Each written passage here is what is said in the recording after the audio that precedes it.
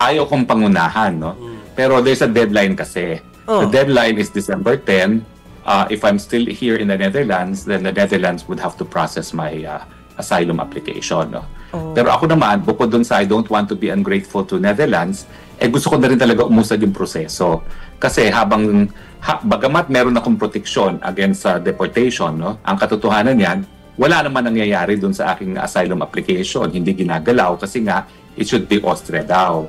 So ako, payag na sana akong pumunta sa Austria para umusad na lang yung proseso kasi bagamat gusto ko matanggal na ang Marcos as president, hindi naman nangyayari, no, in the near future.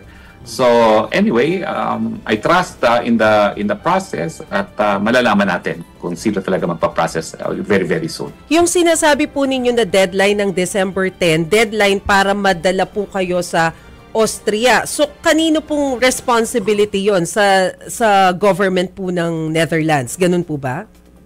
It is the government of Netherlands, pero yun na nga, no?